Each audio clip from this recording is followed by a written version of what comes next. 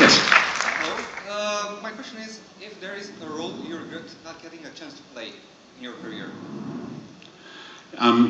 Yes, I should have played The Tempest. I should have played Lear professionally. I mean, the big classical roles are always the mountains that you really have to sort of measure yourself by. I've only done 26 Shakespeare's plays, and that's really not enough to call yourself a proper actor. But there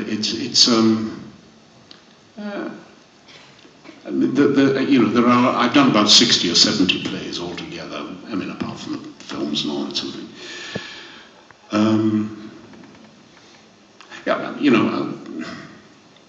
There just needed to be a few extra years in my life to try and cram it all in. You can only work 365 days a year, and I nearly do that actually. Anyway, sorry about that. I haven't got a better answer for you. Thank you. Okay.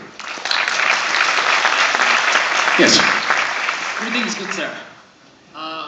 Throughout the whole Lord of the Rings trilogy, we haven't been able to see any orphan women. It's a difficult question. I can't tell you, the mortality rate amongst us dwarvish men is very difficult. I mean, you see this lovely bit of crumpet with long golden or black hair flowing down their backs and a beautiful beard, and you think, hello, I'm going to get lucky tonight.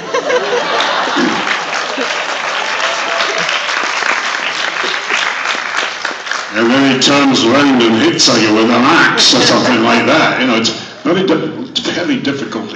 Those of you who are familiar with the concept of dimorphism, we don't have it in dwarfdom. It's very, very difficult. Sorry about that. Yeah. Thank you very much. Suppose a hobbit fought a dwarf. Who would win? Wait, what? If a hobbit fought a dwarf, my dear boy, hobbits don't fight dwarves, dwarves don't fight hobbits. Do you know, one of the things that we dwarves learn about full dwarvish manhood is this. You always protect those who are smaller than you. You always protect those who are younger.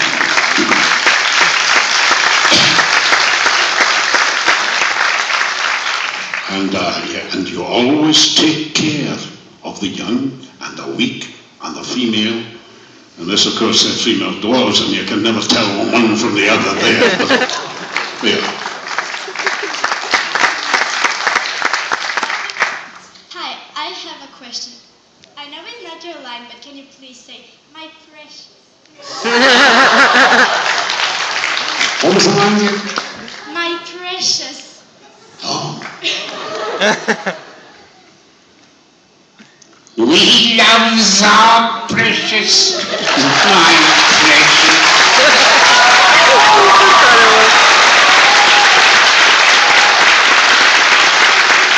Oh God, that's another actor who will never speak to me again.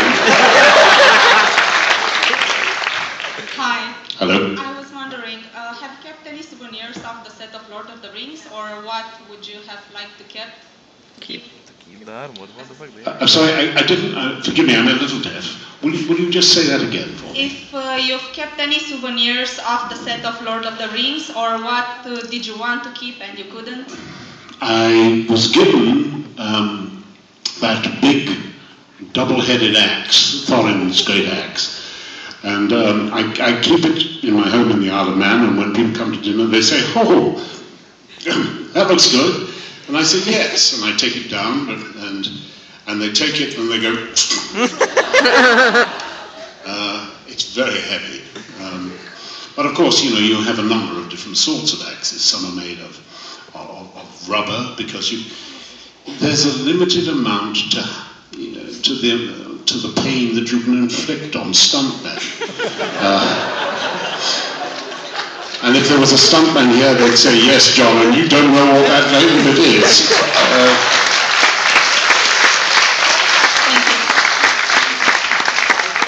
Hello. I'm so sorry, I didn't hear you. The iron shirt was a little tight across the chest. Oh, the iron shirt, yes, well, chainmail is it's quite long too. It goes down to about there.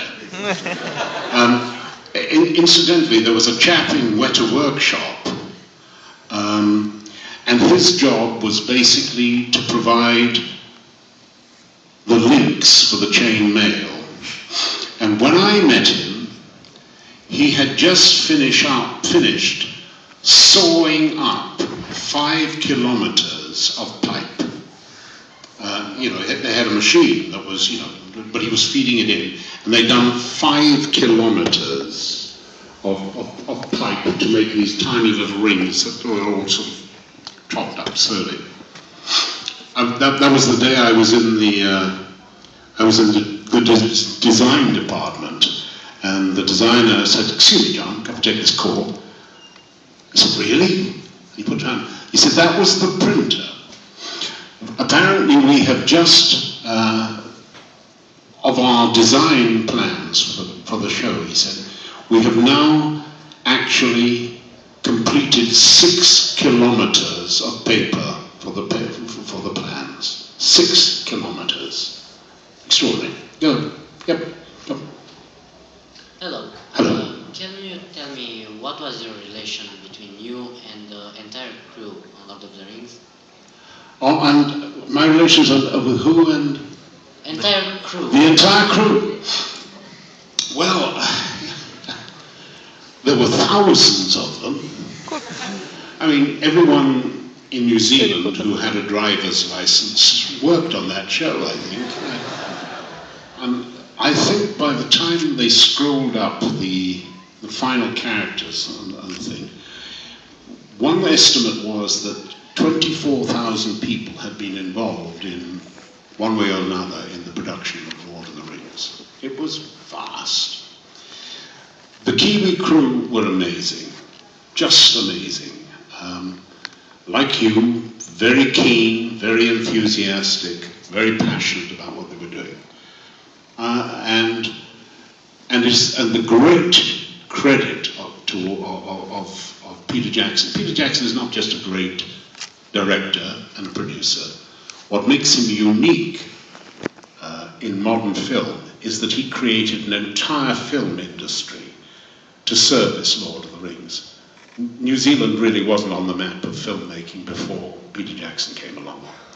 And he did more to put New Zealand on the map of the world than any other man since Captain Cook.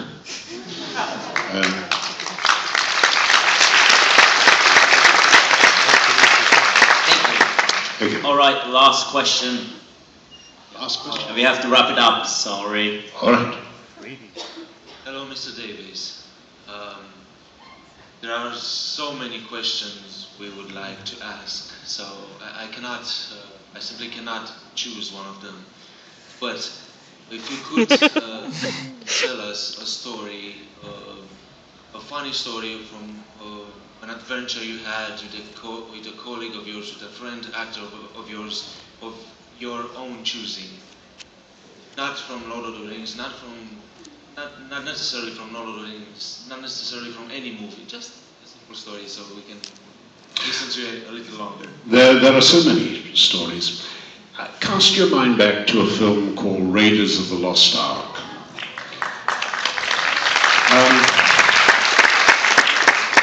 Do you remember the nasty Nazi in that? The one who ends up with the medallion burnt into his hand. The one whom we think is going to torture Karen Allen with what turns out to be a coat hanger. He was a lovely man called Ronnie Lacey. And Ronnie was a born prankster. He was a dear fellow. He couldn't get any work as an actor, and so he decided to become an agent. So he called up all his friends and said, "I'm going to become an agent. I think I ought to be representing you." And they say, "Great idea, Ronnie." So he forms this agency, and 3 months later he gets Raiders of the Lost Ark and takes the job and abandons all them. They were not pleased. But anyway, Ronnie would do wicked things like he was climbing up the steps of the plane and he would suddenly stop and and we would stop and look at Ronnie, and Ronnie would suddenly go, and we would all go,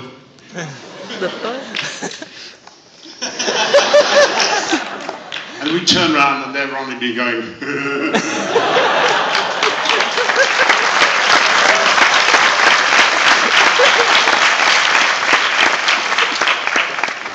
he got me once. We were in Israel. We were working on another film together, and he said, "I've got you a trolley, Johnny." And he said, "You've got so much baggage there." And I said, "Thank you, Ronnie. That's really decent of you." Oh, this dumb baggage on. Oh, that's right. Of course, the trolley only had one working wheel in one direction.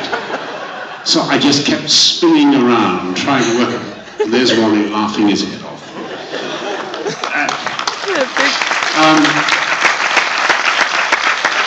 Tragically and sadly, he died of cancer about 18 months after we did, Raiders, I think. I worked with him once more, and he was very pleased because he was playing my son